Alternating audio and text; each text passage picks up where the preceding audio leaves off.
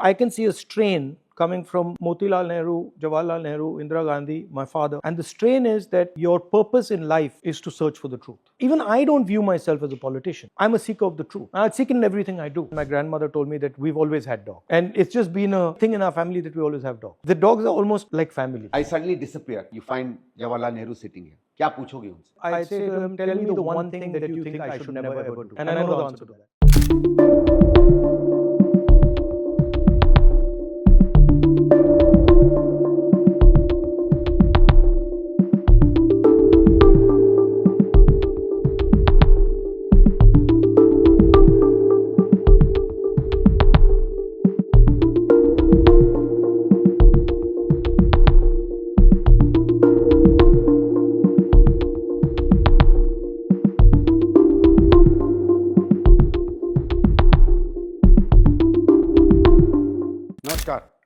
Welcome to the Nehru centre.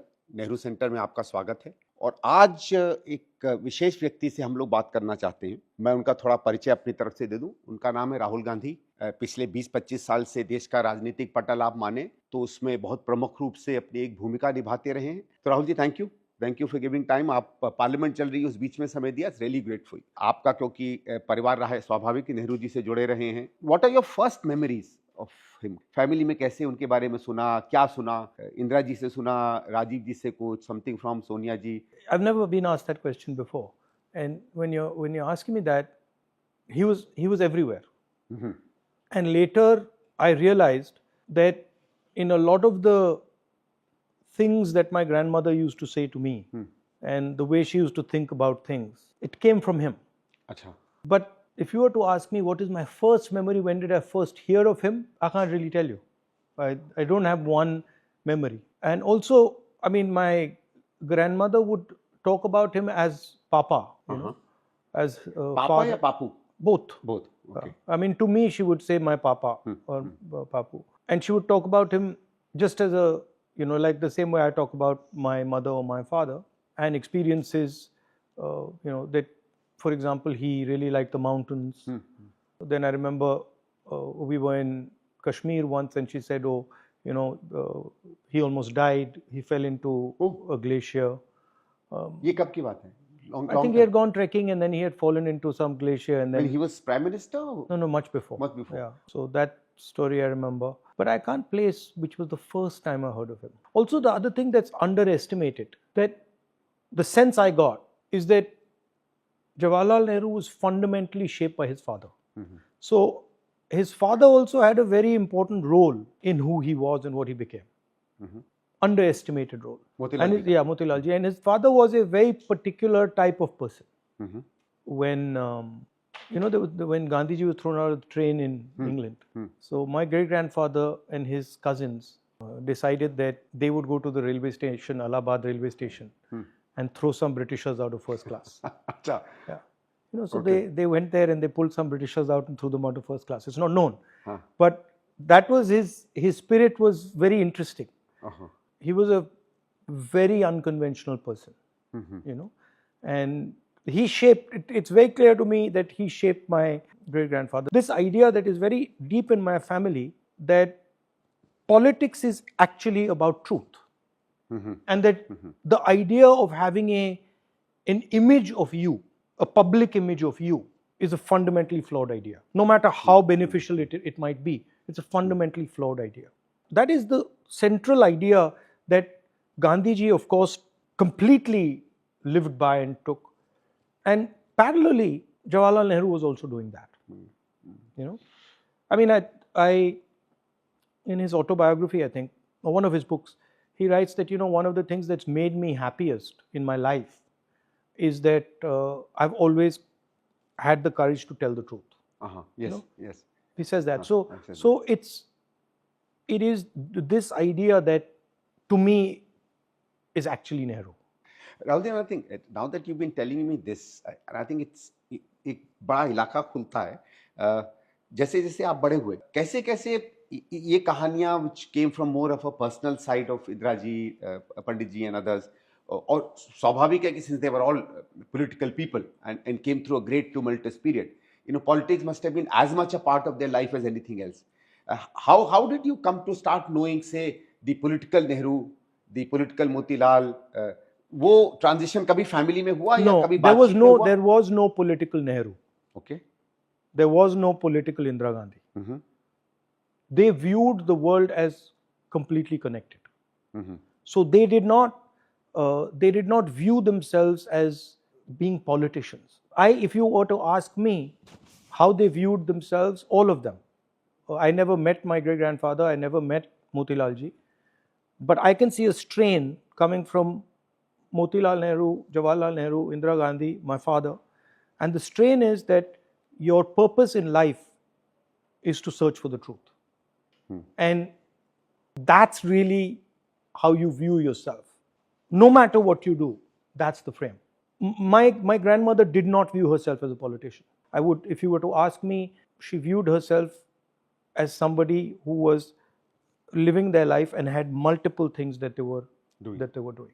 And the idea that, there's no way you can take a Jawaharlal Nehru and encompass him by politics, right? Because my immediate response to you would be, okay, what about author? What about prisoner? What about resistor? What about, friend? So even I don't view myself as a politician. Other people say you're a politician, but no, I'm a seeker of the truth. I seek in everything I do, right? And I think that's a much better frame to understand them. The other strain that is there, and again it was there in my father, it was there in my grandmother, and it was there in my great-grandfather, which is that they're not interested in what you think of them. They're not interested in what you will think of them. They're interested in action. They're interested in, I'm doing this now. And this is correct for me to do now. I'm not incentivized by what you will think of me 20 years from today or 30 years from today.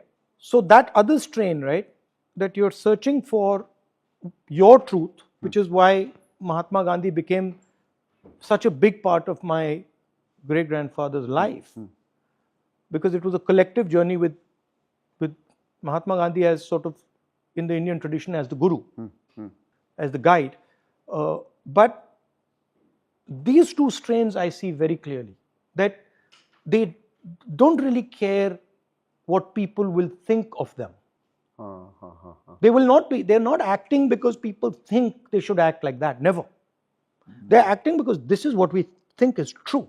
Now, they might come to what is true by listening to people. ठीक बात है. मतलब वो सच कहां से आएगा, वो जनता से आएगा. खुले दिमाग के खुले दिल के लोग. हाँ. Right? I think ये अच्छा हुआ, because lot of things about Pandit ji also, and later on Indira ji also, although suddenly start opening up in front of me. जैसे I think the bravery, the bravado, the honestness in many of Nehru ji's letters. आजकल अगर आप देखें, I don't want to compare him with anybody. I don't think Nehru is really comparable. But करें तो कहीं वो नहीं मिलता है. I think the kind of way in which he said things which he wanted to, even confront people, even with his very, very close friends. For example, much of that is made out between Patel and Nehru is because they opened up their hearts to each other, and I think they were much more honest than many of us would ever dare to be. I think a lot of that opens up a very new line into thinking about Nehru.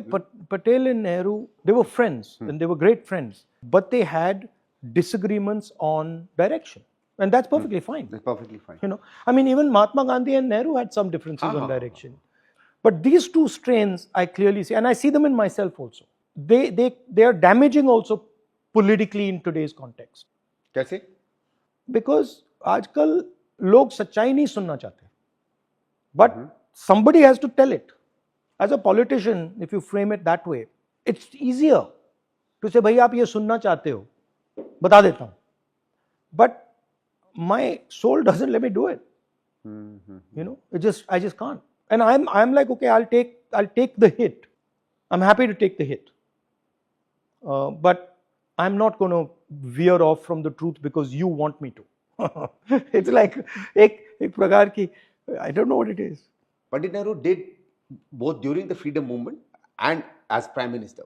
He did a lot of things that conventionally anybody who's a normal politician would not have dared to do. You know, his work on the way he looked at inequality, his work on tenancy reform, his work on zamindari, his work on economic policy, his work, the way he restructured the whole of India. And I think, I mean, he did some outstanding and absolutely remarkable work, in spite of whatever people, go around saying. And I think that's why he was always much more of a statesman than anything else. How is it he was able to finally, get a country that comes out of colonialism, that's much more, I wouldn't say backward looking, but say much more traditional at that point? We've always been a very, very religious society. No, superstitions have always been there.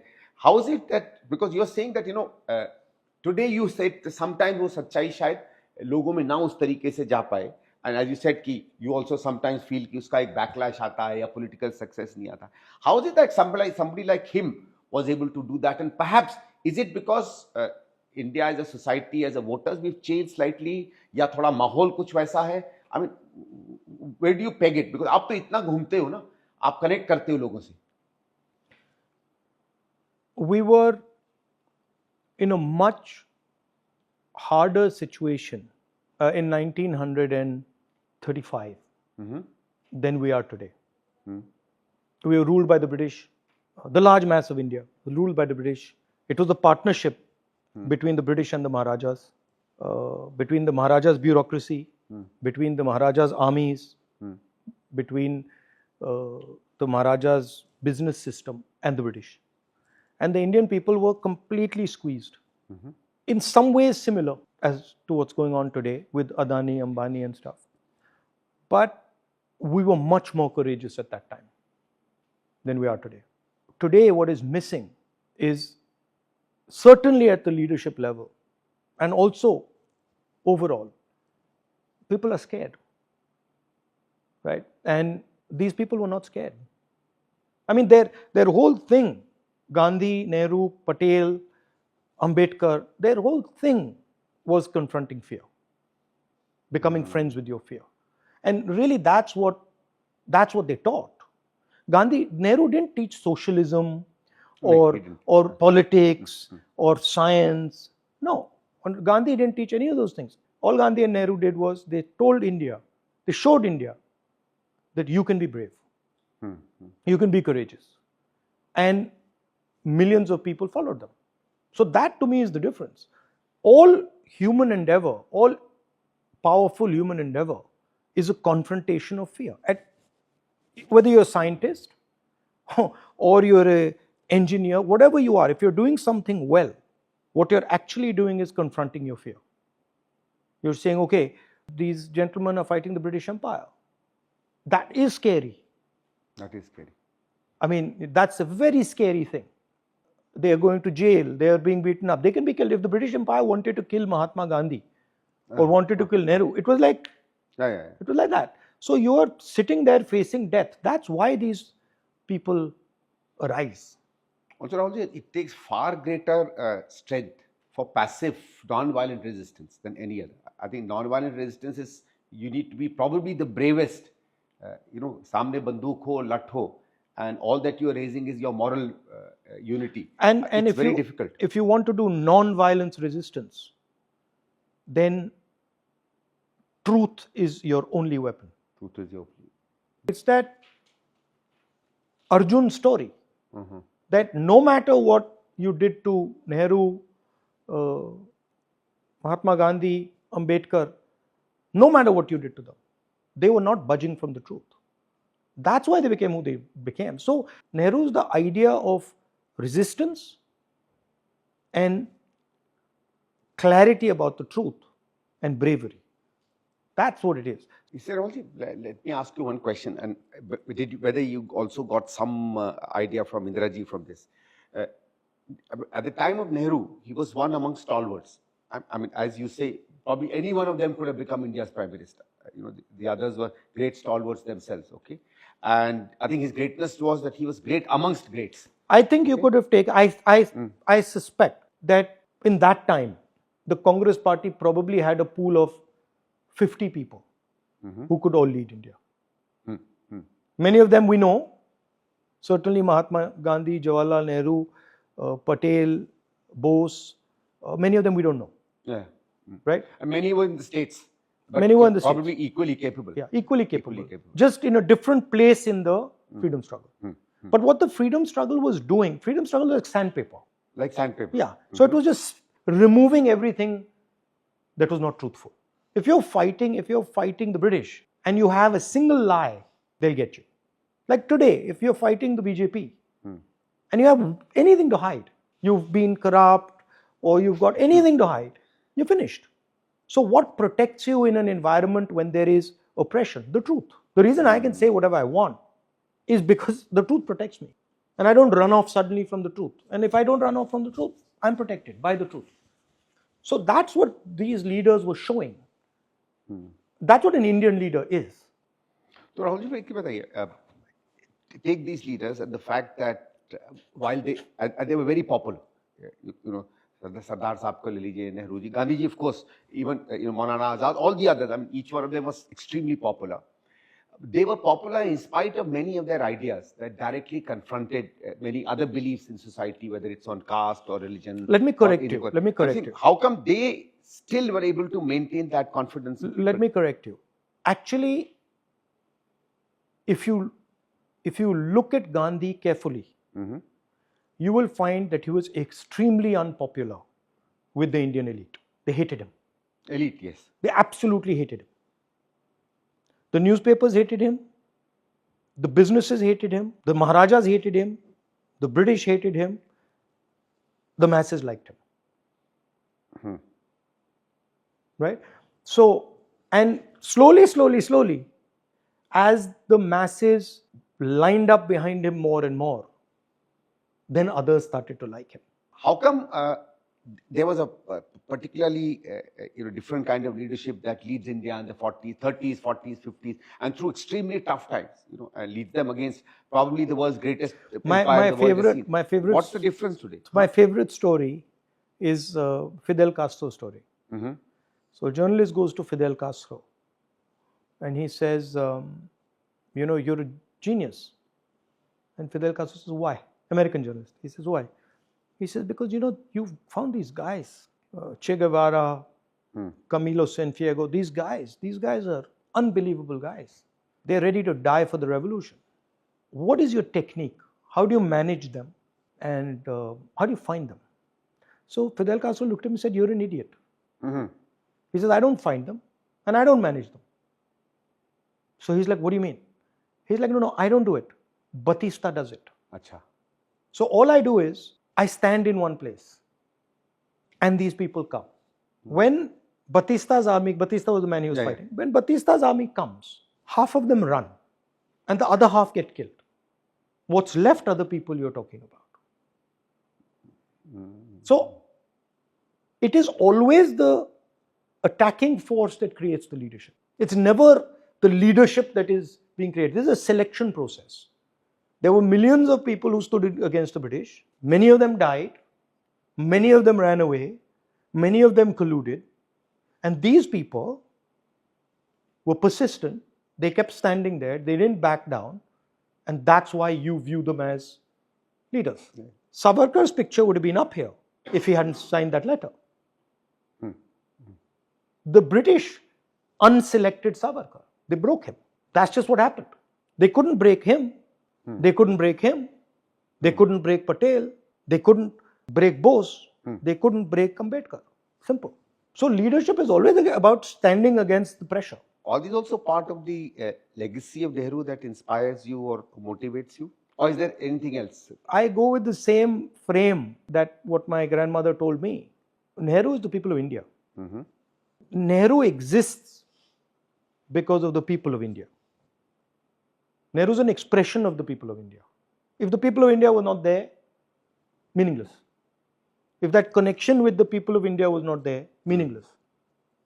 Right? So to me, yes, Nehruji is an inspiration, but he's as much an inspiration to me as anybody who's doing work, fighting for the truth, standing for the truth, and not backing down. Of course, he's my relative, so I have a different feeling towards him. I have a feeling of probably a much deeper connection with him. But in Nehru, I see an open mind, a questioning mind. I see a brave person, and I see somebody who doesn't veer off from the truth. That's it. मैं एक ही लेकिन पूछना चाह रहा था कि you know that is something I sometimes are not able to figure out in Nehru's case. He does takes part of the freedom struggle. It's a thing that involves him so much, but sometimes when you read his writings, you especially Discovery of India, which I think is his greatest book, you see a breadth and a vision and a depth that is unparalleled. Where do you think that came from? And I'm not asking his great grandchild right now. I'm asking you as a person, as an Indian citizen, as a world citizen. ये कहाँ से आया उसमें? So if you were to take a Nehru and you were to compare him to a Gandhi, they both have massive depth and breadth in different directions. So Nehru is looking into the future. Nehru's looking around him. Nehru's looking the world around him. And he's going in. The search for internal observation. Rahul ji एक चीज पर आते हैं, मैं सोचा कि इस पे भी जरूर बात करें. One of the greatest legacies. Sorry, final thing. And this my father also had, and my grandmother also had, my sister has, I have. Which is curiosity in everything and giving value to everything. Meaning if I go and talk to Mr. Bill Gates, and then I go and talk to Chetram Mochi, the curiosity is the same. The interest is the same. The fact that this man is very rich, or this is a very powerful system, or this is a very big system, versus that is a very not so powerful system, not so wealthy, it makes no difference to me. And that's, I think, comes from my great-grandfather. It's compassion. That I'm not interested in who you are. I'm interested in what you're feeling. I'm looking for what feeling is in you. And I'm also looking for what feeling is in him. I don't really care that you're a billionaire or you're a poor person or you're whoever you are. And so that curiosity is unbounded. That's why I reacted to the politician. I'm not a politician. Right. And I refuse to be boxed into this structure that somebody just makes up and says. I'm a politician, or I'm a businessman, or I'm an academic. I just, these are labels. I don't buy them. Lot of this is how Nehru ji जब कहते हैं भारत माता कौन है, who's Bharat Mata, this is I think how he talks about. एक और चीज जो अब मैं पूछना चाह रहा था, amongst the great legacies of Nehru, and there have been many. I'm not going to talk about his economic and other legacy. Maybe we'll do it if we have time later. एक चीज जो इस समय somehow it's under question, under threat, under pressure is this whole thing of democracy. And I think that's one of the greatest things that he established. It's very easy to say कि India तो democratic हो ही जाता, and a lot of people say कि what is there, constitution talked of an election. Elections is not democracy. Having a good constitution does not ensure there is democracy. People also don't necessarily ensure democracy, even if they want a democracy. It's how the leader sets the initial patterns, how he democratizes institutions, how he instills both within himself and to the others the spirit of democracy. वो आपको क्या लगता है, क्या ऐसी 3-4-5 चीजें थी when he really became a hero and a warrior of democracy, और इस समय जो उस पे challenges आ रहे हैं, I want to talk you to tell me a little bit about that. Again, there are two religious philosophies in India. Shaiva philosophy is completely democratic. There's nothing undemocratic about the Shaiva philosophy, right? Guru Nanak is completely democratic. Kabir is completely democratic. They do not believe in a hierarchy. They do not believe in a caste structure. They're purely democratic. So there is a very profound and deep democratic strain in India. And Gandhiji represented that strain. My great-grandfather represented that strain. Ambedkar ji represented that strain. And that is what is under attack. What is under attack is not just the democratic institution of our country. What is under attack is a particular religious philosophy that underpins that democracy. The constitution is, the ideas in the constitution are 3,000 years old. So what is under attack is not just a book What is under attack is a set of religious philosophies that are inconvenient to the RSS. And that is what Gandhi used to defend, and that's why he died. So what you're saying in the, that Nehru was as much somebody who imbibed or great believer in the great intellectual and philosophical traditions of the 17th and 18th centuries, as much as in the India that you No, all have. what I'm saying is that I'm saying something different. I'm saying that Nehru is much, much closer to an Indian philosophy than he is to any Western idea. Correct. But he's open to Western ideas. So he's open to science. He's open to looking at different cultures. But his foundation comes from the Indian spiritual tradition. So what you're saying is really open to modernism, as everything modernizes itself. As are all people who follow this tradition. Yeah. Who are these people? What are they doing? Why are they doing it? How are they like me? This is the Indian spiritual tradition. That's why we absorb everything.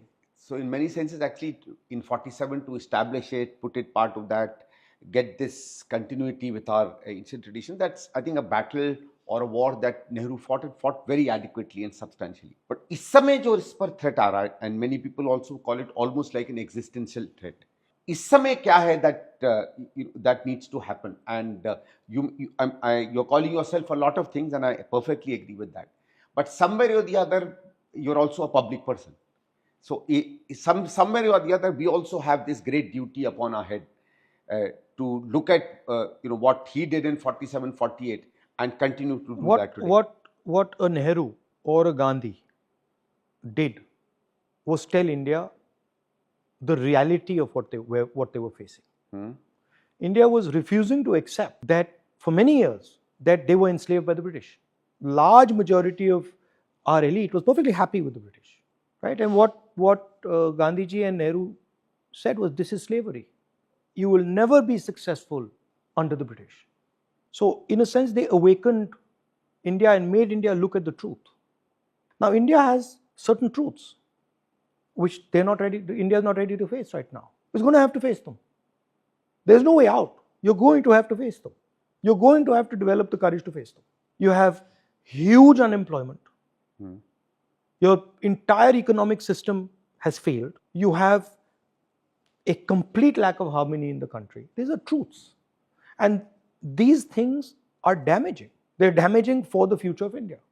So certain people have to stand for the truth and say, this is it. And they have to defend the truth. Sooner rather than later, everybody will have to face it. I mean, you're seeing today, for example, that the United States has imposed tariffs on us. It's going to have huge economic consequences. We're going to have to face it. Modi ji's hug is not going to resolve it. Right? Modi going and hugging Trump, and I mean, he gave him a dressing down out there, and and basically Modi just bowed his head and came back. So that's not the type of thing a Jawaharlal Nehru would do. Certainly. Or an Indira Gandhi would do, or Mahatma Gandhi would do. So to me, the act of politics is about publicly standing for the truth. The other thing, Nehru, which amazed me, I went to the jail, one of the jails. I think it was Naini, but I'm not sure. I happened to be going to that jail, and the jailer told me, your great grandfather was here. So I said, aapko main dikhata hu. And he took me to the cell where my great grandfather was, small little place. He was in solitary confinement. And then he said, then we looked at it, and then he said, main aapko visitor's book dikhana chahta hu. He showed me the visitor's book. And now that visitor's book is written by Nehru when he's leaving jail, probably a 3-year term or something. And what do you think he's saying in that book? He's thanking the jailers. Acha. Yeah. And he said, thank you for giving me such a great time. Thank you for teaching me so much. Thank you for everything you've done for me.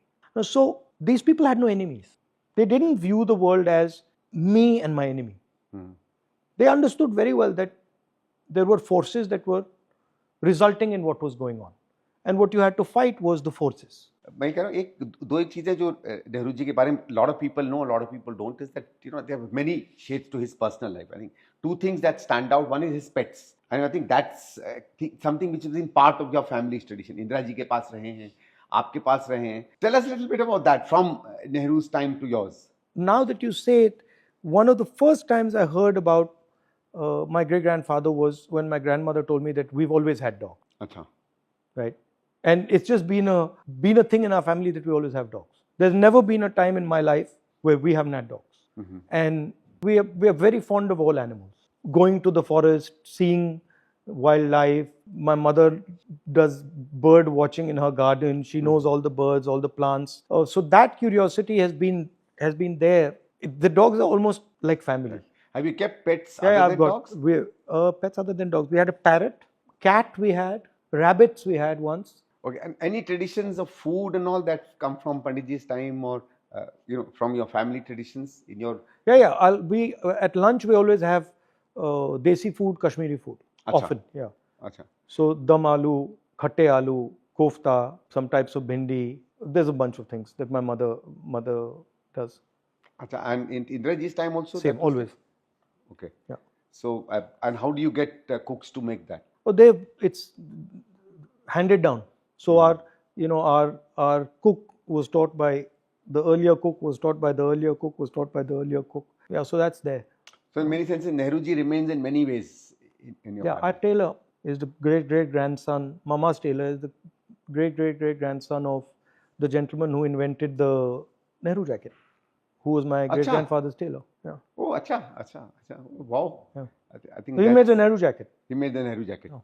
What these days some people try and name it as somebody else. Yeah, exactly. Exactly. Because हम लोग तो उसको Nehru jacket ही जानते थे. Finally, Rahul ji पूछना था. आजकल उस पे नरेंद्र मोदी नाम लिखता है. हाँ भाई. Final question, Rahul ji. Suppose suddenly there is a flash. Oh, there's one other thing that Dadi taught me that went into my head and I just follow, which she said she got from my great grandfather, was that whatever happens, do 1 hour of exercise every day. हाँ अच्छी.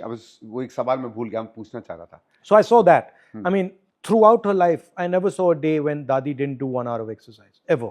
It just didn't yoga happen. करती थी या पता नहीं. उनका एक पीला रंग का एक मैट सा था एंड उस पे वो एक्सरसाइजेज करती थी. उसमें योगा की एक्सरसाइजेज भी थी, बट फिर वो उनकी भी एक्सरसाइजेज थी. पंडित नेहरू तो योगा करते थे. उनकी कई Again the same. I think the exercises were the same. Same. Yeah. So there was some yoga in it, but there was also just regular physical exercise. So you It do was a a little bit routine. of that or different? No, mine, I mean, I never actually listed what she used to do, and I never really knew what the full routine was. But I do my own. I do judo and I do other stuff. Okay, now you have to answer this last question. Suppose I suddenly disappear and you find Jawaharlal Nehru sitting here. क्या पूछोगे उनसे? आपको 5 minute मिलते हैं उससे बात करने में. क्या बात करोगे? I'd say to him, tell me the one thing that you think I should never ever do. Okay. Or? And I know the answer to that. What is that? Compromise with the RSS. ठीक है. I think it's been really, really great. And thank you on behalf of the Nehru Centre.